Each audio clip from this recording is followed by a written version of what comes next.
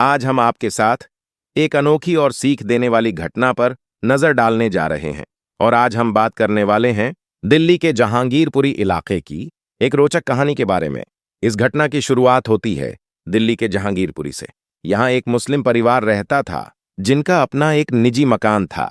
इस मकान के मालिक थे शादाब हुसैन, उम्र लगभग 50 साल के आसपास। इनके 3 बेटे थे। 2 बेटे सऊदी अरब में रहते थे और एक बेटा जिसका नाम था रियाज, उम्र लगभग 27 साल। वह दिल्ली में ही रहता था। उसकी अपनी एक मोटरसाइकिल रिपेयरिंग की निजी दुकान थी।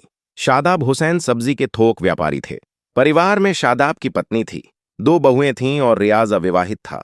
नीचे का फ्लोर इन लोगों के रहने के लिए था और ऊपर का फ्लोर लगभग 6 साल से किराए पर दिया हुआ था।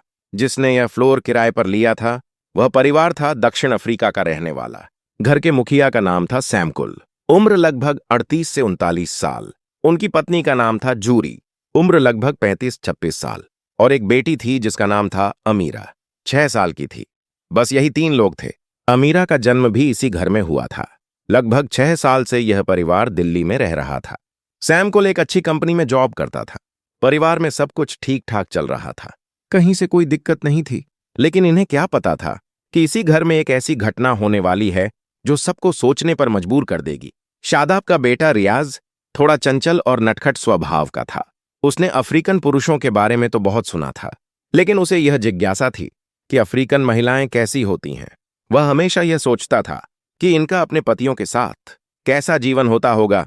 एक दिन हंसी मजाक में उसने झूरी से कुछ ऐसा सवाल पूछा जिसे सुनकर झूरी मुस्कुराई और बोली, कभी वक्त मिलेगा तो मैं तुमको इस चीज का आभास कराऊंगी।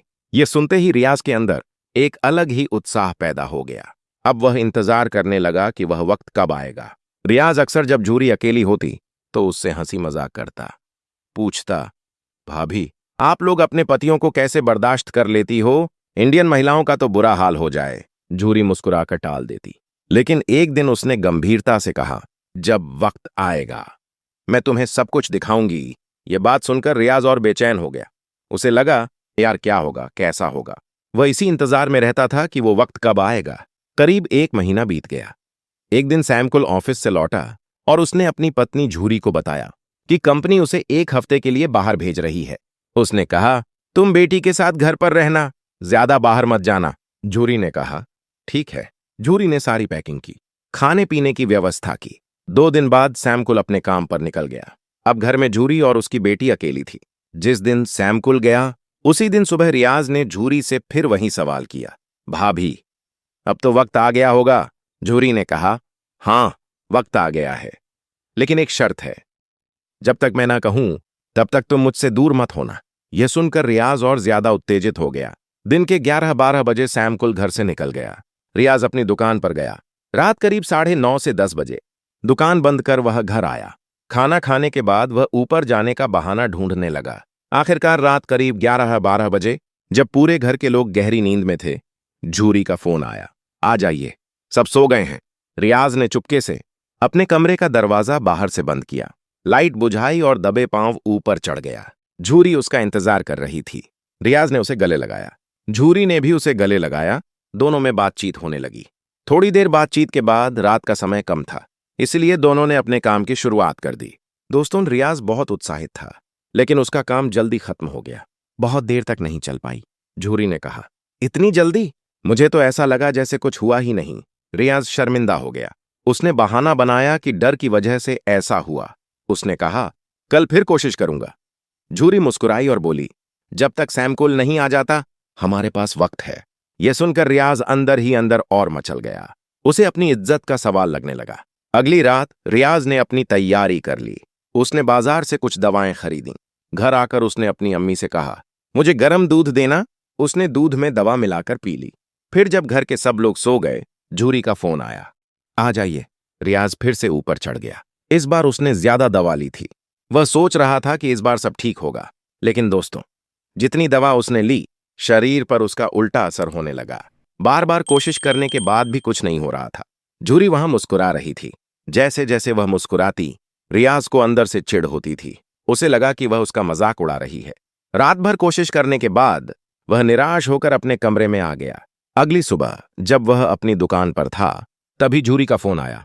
उसने कहा, रियाज, अगर घर में दिक्कत है तो क्यों ना बाहर मिलें, किसी होटल में। रियाज को यह आइडिया पसंद आया। उसने अपने एक दोस्त को फोन किया जिसका होटल था। दोस्त ने कहा, तुम किस दलदल में फंस रहे हो? लेकिन रियाज नहीं माना। उसने कहा, अगर मैंने कोशिश नहीं की तो मेरी बड़ी बेइज्जती होगी। दोस्त ने कमरा देने के लिए हां कर दी। रियाज ने झूरी को लोकेशन भेजी। झूरी अपनी बेटी को साथ लेकर कैब से होटल पहुंची। होटल पहुंचकर दोनों कमरे में गए। रियाज ने कई सारी दवाइयां पहले से ले रखी थीं। झूरी और रियाज एक बार फिर उस काम में लिप्त हो गए। दोस्तों, इस बार झूरी पूरी तरह से आजाद थी। कोई घर का डर नहीं था। रियाज अपने जोश में आ गया। उसने अपनी ताकत और सीमाएं भूलकर झूरी के साथ जोरदार तरीके से काम करना शुरू कर दिया। दोस्तों, यह सिलसिला करीब 2-3 घंटे तक चला। एक वक्त ऐसा आया जब रियाज पूरी तरह से थक गया। उसके मुंह से झाग निकलने लगा। झूरी घबरा गई। उसने सोचा, अगर कुछ हो गया तो मेरी जिंदगी बर्बाद हो जाएगी। मेरे पति को सब पता चल जाएगा। उसने जल्दी से बाहर आकर होटल के मालिक को बताया। होटल मालिक दौड़कर कमरे में आया। रियाज के मुंह से झाग निकल रहा था। उसे झटपट अस्पताल ले जाया गया। 4-5 घंटे तक इलाज चलता रहा। धीरे धीरे रियाज की हालत सुधरी। इधर झूरी अपनी बेटी को लेकर घर वापस आ गई। वह अंदर से डरी हुई थी, कहीं उसके घर वालों को पता ना चल जाए, उसके रहने की मुश्किलें खड़ी हो जाएं। उसने होटल मालिक से कहा, गलती से किसी को बताना मत, मेरा घर परिवार उजड़ जाएगा। जब रियाज होश में आया तो उसके दोस्त ने उसे बहुत समझाया, तुमने बड़ी गलती कर दी, इन सब चीजों में चैलेंज नहीं लेना चाहिए। वह अलग देश है, अलग माहौल है, सबकी अपनी आदतें होती हैं। रियाज को अपने के पर पछतावा होने लगा। वह समझ गया कि यह उसके बस की बात नहीं है। उसे उसी दिन आभास हो गया कि जो महिलाएं हैं इन पुरुषों को कैसे बर्दाश्त करती हैं। अगली सुबह जब रियाज की झूरी से नजर मिली तो झूरी ने मुस्कुराते हुए पूछा, तुम्हें तुम्हारे सवालों का जवाब मिला कि नहीं? रियाज ने हाथ जोड़कर कहा, मैं मान गया। आप लोगों में कितनी कैपेसिटी है सारी चीजें झेलने की, मुझसे तो नहीं हो पाएगा। दोस्तों, इस घटना को रियाज के दोस्त ने आर्टिकल में और पॉडकास्ट में बताया, जिससे यह घटना वायरल हो गई। इस घटना से एक बड़ा सबक मिलता है, जानबूझकर जीवन में रिस्क नहीं लेना चाहिए। बहुत सारी चीजें दिखने में जितनी आसान लगती हैं, असल में उतनी आसान नहीं होती। दक्षिण अफ्रीका का वातावरण अलग है। वहां के लोग उस माहौल में रहते हैं, उसे एक्सेप्ट करते हैं, लेकिन हर किसी के बस की बात नहीं है। दोस्तों, इस कहानी को सुनाने का मकसद किसी को दुखी करना या परेशान करना नहीं है, बल्कि आपको जागरूक करना है। हमारा उद्देश्य है कि आप इस जानकारी से कुछ सीखें और सावधान रहें। इस पूरी घटना पर आपके क्या विचार हैं, हमें कमेंट में जरूर बताएं। साथ ही आप इस वीडियो को किस शहर से देख रहे हैं, यह भी जरूर लिखें।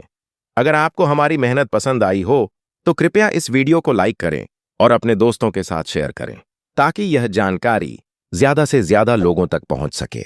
अगर आपने अब तक हमारे चैनल को सब्सक्राइब नहीं किया है तो कृपया अभी सब्सक्राइब कर लें। धन्यवाद।